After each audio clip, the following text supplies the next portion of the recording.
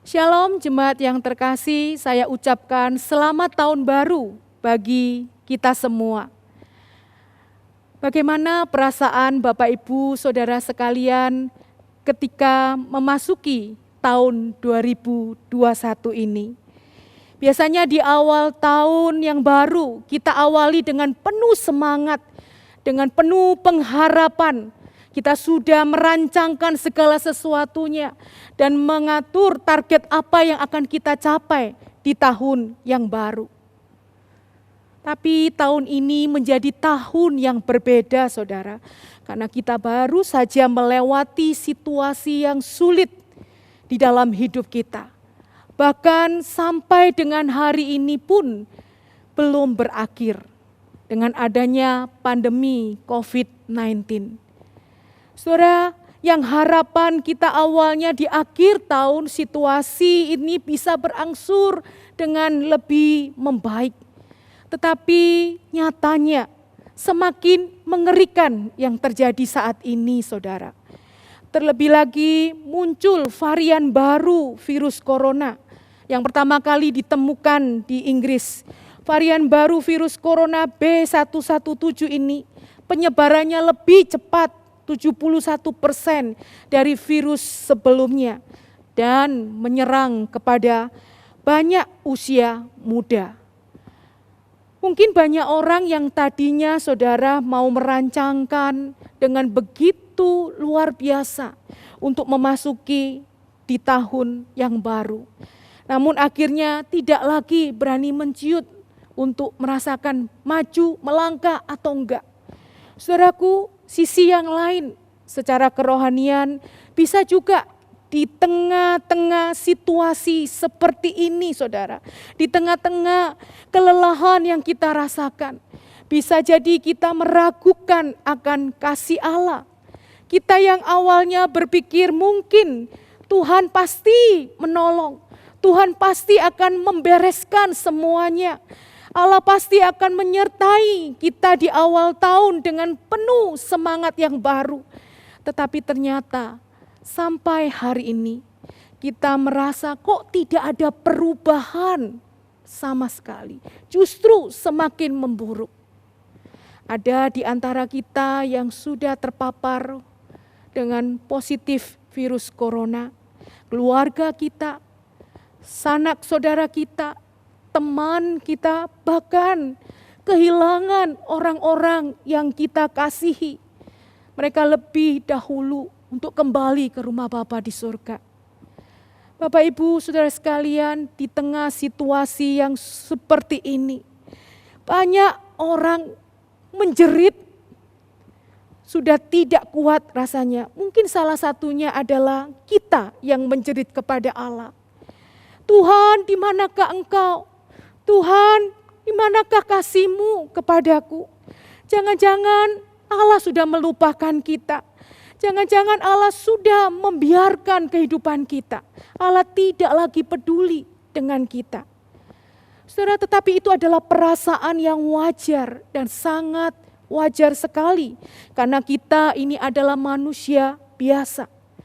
Dan itu pun juga terjadi pada umat Allah pada zaman Nabi Yesaya. Umat Allah yang sedang ada di dalam pengasingan. Bapak Ibu Saudara, umat Allah pada waktu itu berbeda dibandingkan dengan kita saat ini. Mereka dapat melihat dan merasakan Allah berbicara secara langsung kepada mereka melalui pemilihan nabi dan mengutus nabi-nabinya. Yaitu pada saat itu adalah Nabi Yesaya. Saudaraku, umat yang dapat melihat dan merasakan kehadiran Allah secara langsung bisa meragukan Allah, mempertanyakan Allah. Bahkan mereka mengatakan bahwa Allah telah melupakan mereka. Apalagi kita yang hidup di zaman sekarang ini, di mana Allah tetap berbicara kepada kita, tetapi tidak secara langsung seperti umat Allah pada waktu itu. Karena semuanya sudah tertulis di dalam Alkitab. Wajarkah kita jika kita mempertanyakan Allah? Wajarkah jika kita meragukan Allah? Bisa jadi kita menganggap ya hal itu adalah hal yang wajar. Saudaraku, melalui kebenaran firman Tuhan hari ini, iman kita akan diteguhkan, iman kita akan dikuatkan dan dihiburkan. Mari kita membuka satu bagian firman Tuhan di dalam kitab Yesaya 49 ayat yang ke-14 hingga ayat yang ke-16. Saya akan membacakan bagi setiap kita. Sion berkata, Tuhan telah meninggalkan aku dan Tuhanku telah melupakan aku. Dapatkah seorang perempuan melupakan bayinya sehingga ia tidak menyayangi anak dari kandungannya? Sekalipun dia melupakannya, aku tidak akan melupakan engkau. Lihat, aku telah melukiskan engkau di telapak tanganku. Tembok-tembokmu tetap di ruang mataku. Saudaraku, betapa mengharukan apa yang Allah katakan kepada umat yang telah menolak dirinya. Umat yang telah memberontak kepadanya. Allah tidak memarahi mereka dengan mengatakan bahwa kalian itu tidak tahu diri. Sudah aku kasihi, tapi tidak pernah berterima kasih. Saudaraku, Allah tidak memarahi mereka. Sebaliknya Allah memberikan penghiburan kepada mereka. Allah menguatkan mereka. Melalui Yesaya, Allah memberikan jawaban atas keluhan dan keputusasaan umat pada saat itu. Saudara, mereka yang masih berada di dalam tekanan, kesengsaraan, penderitaan, mereka menjadi budak dan tawanan di tanah pembuangan di Babel. Mereka sedang menjalani penghukuman dari Allah. Bukan karena Allah tidak mengasihi mereka, tetapi sebagai konsekuensi atas dosa mereka. Yesaya membawa berita penghiburan dan pengharapan kepada umat. Bahwa sesungguhnya kasih Allah itu tidak berubah. Dan Allah tidak pernah melupakan mereka. Saudaraku, Allah memberikan ilustrasi tentang kasih seorang ibu kepada bayinya. Untuk menggambarkan bahwa Allah tidak melupakan umatnya. Seorang ibu yang telah mengandung selama 9 bulan dan melahirkan dengan susah payah, taruhannya adalah nyawa. Seorang ibu yang telah memberikan ASI dan pelukan hangat yang penuh dengan kelembutan. Mungkinkah seorang ibu yang demikian melupakan dan tidak menyayangi bayi yang telah dikandung dan dilahirkannya? Saudara, secara logika kita berpikir tidak mungkin karena bayi itu lahir dari rahimnya. Tapi saudara, kenyataannya pada beberapa kasus tertentu ada ibu-ibu yang membunuh bayinya. Ada ibu-ibu yang membuang bayinya. Bukan saja terjadi pada zaman sekarang ini, tetapi sejak zaman dulu sudah terjadi hal yang demikian. Bahkan firman Tuhan di dalam bagian ini mengatakan mungkin saja seorang ibu melupakan bayinya. Oleh karena Tuhan tahu bahwa pada dasarnya manusia itu rentan oleh dosa, termasuk seorang ibu yang melahirkan bayinya. Saudara, seorang ibu jasmani bisa melupakan dan tidak menyayangi bayinya. Tetapi Allah berkata bahwa aku tidak pernah melupakanmu. Kasih Allah melebihi kasih seorang ibu. Sekalipun umat meragukan dan mempertanyakan Allah, tetapi Allah memberikan penghiburan dan meyakinkan mereka bahwa aku tidak melupakan engkau. Saudara, ini adalah bukti bahwa Allah mengasihi mereka. Kalau Allah tidak mengasihi mereka, mungkin Allah memilih untuk mengabaikan mereka dan tidak berargumentasi dengan mereka dan mengatakan bahwa aku tidak melupakan kamu. Saudaraku, Sesungguhnya kasih Allah tidak berubah. Dan Allah tidak pernah melupakan mereka sebagai umat pilihannya. Allah tidak pernah melupakan mereka sebagai umat pilihannya. Saudaraku, apa sih buktinya bahwa Allah itu tidak melupakan akan umatnya? Dari bagian ini ada dua hal yang menunjukkan bahwa Allah sungguh-sungguh tidak melupakan umatnya. Yaitu yang pertama, Allah melukiskan nama kita di telapak tangannya. Allah telah melukiskan, mengukir nama kita di telapak tangannya. Saudara-saudara, untuk konteks kita zaman sekarang, tentu kita tidak biasa mengukir nama seseorang di tangan kita. Tetapi Allah memakai analogi ini sesuai dengan budaya, sesuai dengan kebiasaan orang Yahudi pada waktu itu. Seperti yang tertulis di dalam beberapa bagian Alkitab, dikatakan di dalam Keluaran 13 ayat yang ke-9, hal itu bagimu harus menjadi tanda bagi tanganmu dan menjadi peringatan di dahimu. Di dalam Ulangan 6 ayat 8, haruslah juga engkau mengikatkannya sebagai tanda pada tanganmu dan haruslah itu menjadi lambang di dahimu. Di dalam Ulangan 11 ayat 18 dikatakan, kamu harus mengikatkannya sebagai tanda pada tanganmu dan haruslah itu menjadi lambang di dahimu.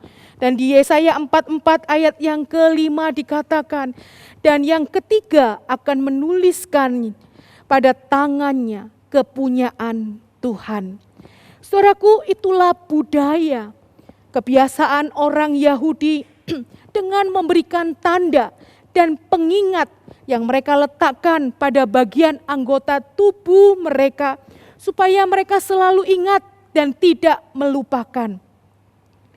Begitu juga ketika Allah mengatakan bahwa aku telah mengukir namamu di telapak tanganku.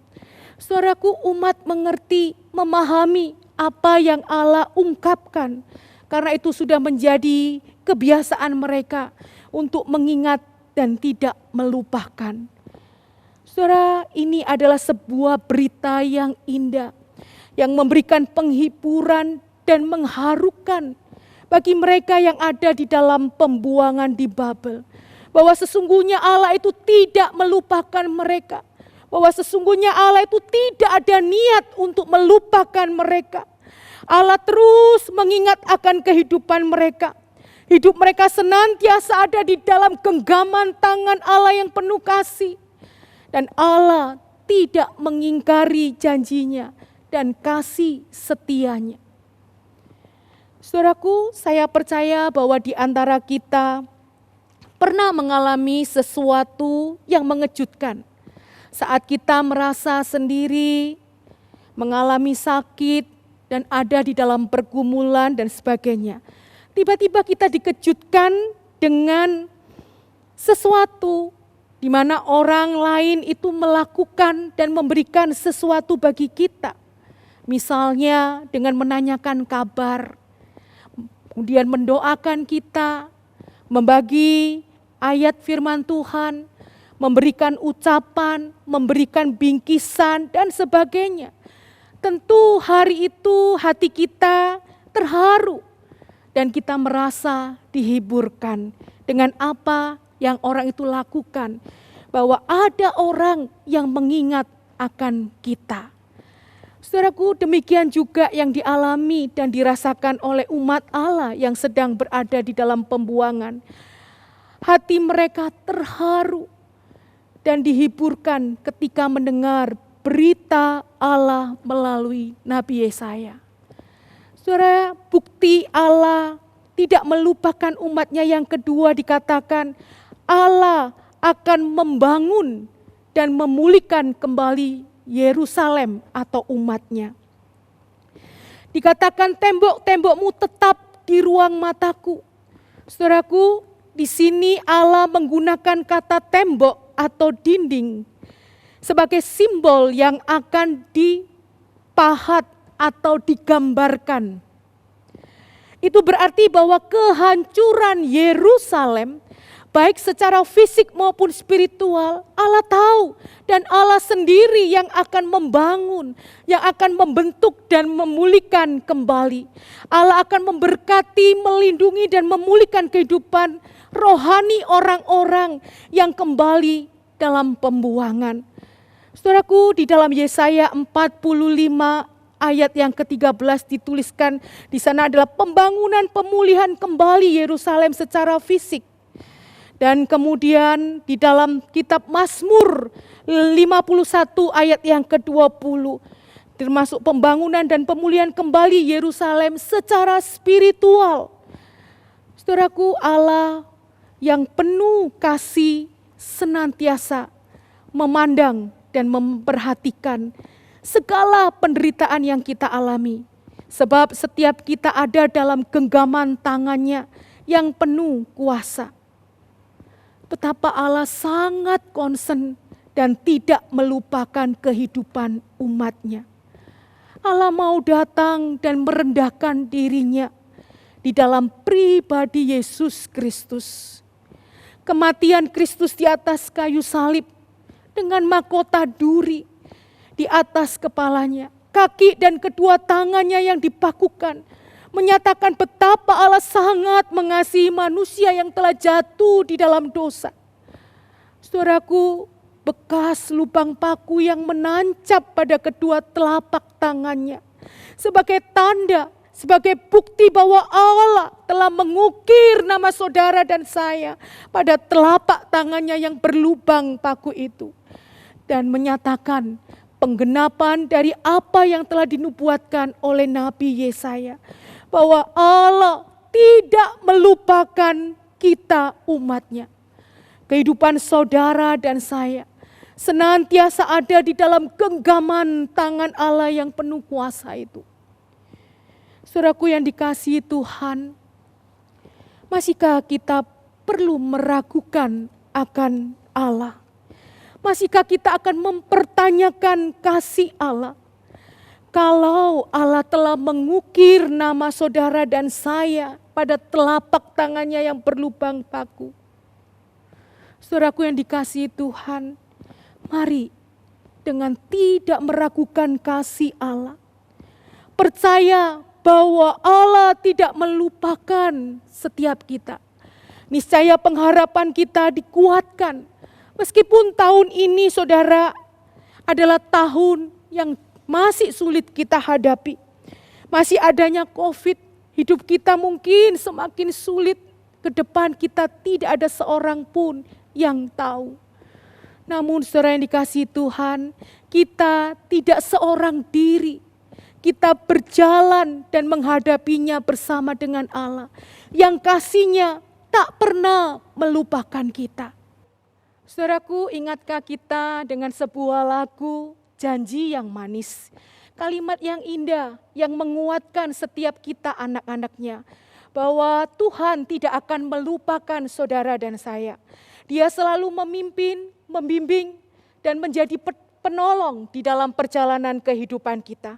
Mari Bapak Ibu bersama dengan saya memasuki tahun yang baru.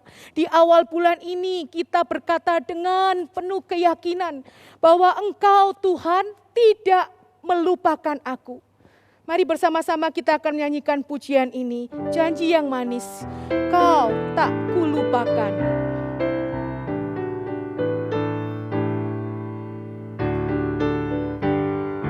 Janji yang manis kau tak kulupakan, tak terombang-ambing lagi jiwaku. Walau lemah hidupku penuh awan, nantikan cerahlah langit di atasku. Kau tidakkan aku lupakan, aku memimpinmu, aku membimbingmu. Kau tidakkan aku lupakan, aku penolongmu.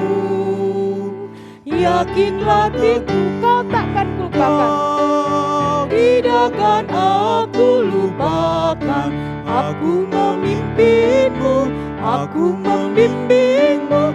Kau tidak akan aku lupakan, aku penolongmu. Yakinlah teguh. Amin, pujian yang menguatkan setiap kita. Mari kita satu di dalam doa.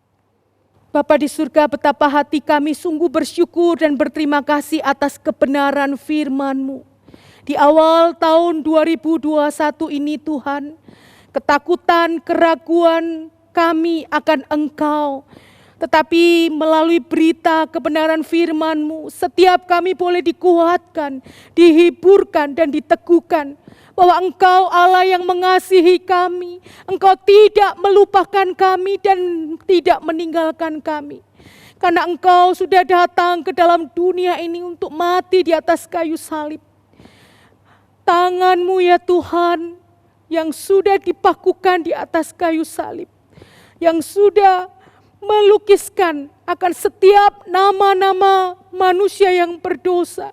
Terima kasih Engkau terus mengingat setiap kami ya Tuhan. Tolonglah untuk setiap umat-Mu, untuk mereka terus mengarahkan hati dan mata rohani mereka kepada Engkau. Karena mereka tidak akan mampu untuk menjalani kehidupan di dalam dunia ini tanpa Engkau Gembala yang mendampingi kami.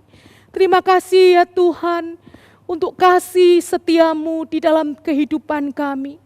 Terima kasih untuk kebaikan dan pertolongan-Mu dalam sepanjang tahun yang sudah kami lalui.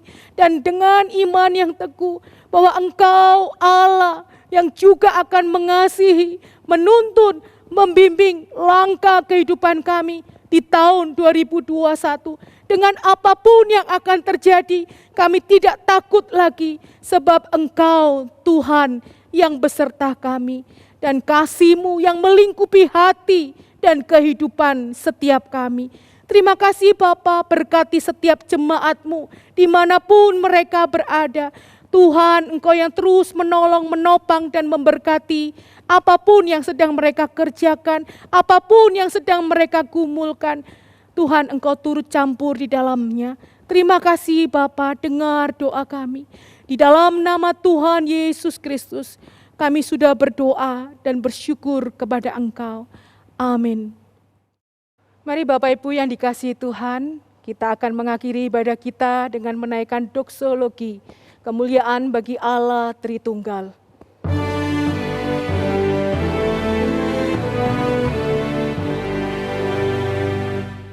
Puji Allah Bapa Putra, puji Allah Roh Kudus, ketiganya yang esa.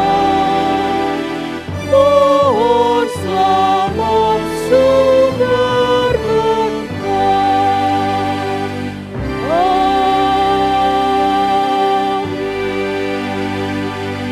Jemaat yang dikasihi Tuhan, arahkanlah hatimu kepada Tuhan dan terimalah berkat-Nya.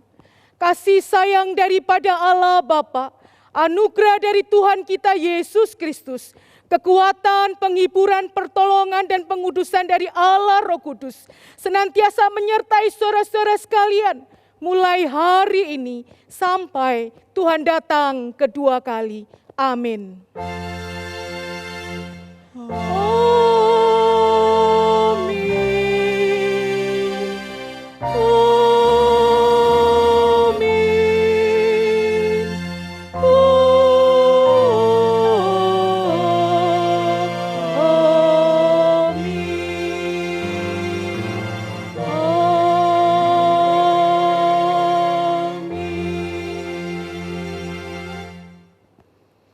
Silakan duduk, saat teduh Tuhan Yesus memberkati.